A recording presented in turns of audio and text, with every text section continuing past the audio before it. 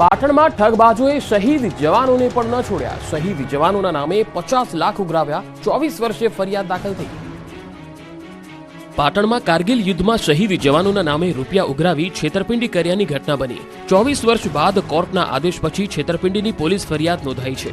પોલીસે પાટણ, મહેસાણા અને બનાસકાંઠા જિલ્લાના મેડિકલ એસોસિએશનના 7 લોકો સામે તપાસ શરૂ કરી છે।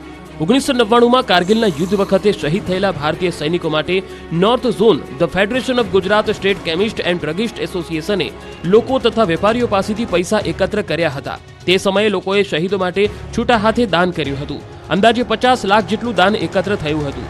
પાટણના એક વકીલ પંકજ વેલાણીએ પણ તેમાં 5000 રૂપિયાનો ફાળો આપ્યો હતો। બેંકના સ્ટેટમેન્ટ રજૂ કરાતા તેમાં કારગિલ યુદ્ધ વખતે એકત્ર થયેલા ફંડની કોઈ વિગતો જ ન હતી। એવામાં આ કૌભાંડ સામે આવ્યું અને 2022માં કોર્ટમાં અરજી કરવામાં આવી હતી। જો કે તેમની પાસે દસ્તાવેજી પુરાવા ન હોવાથી નીચલી કોર્ટે આક્ષેપ ફગાવી દીધા હતા। પોલીસના નિવેદન પ્રમાણે આ કેસમાં 50 લાખની ઉચાપત બાબતે 7 સામે ફરિયાદ નોંધી છે, પરંતુ કેસ જૂનો હોવાથી પહેલા જે એકાઉન્ટમાં ફંડના પૈસા જમા થયા હતા તેનું સ્ટેટમેન્ટ તેમજ અન્ય આધાર પુરાવા તરફ તપાસનો દોર શરૂ કર્યો છે।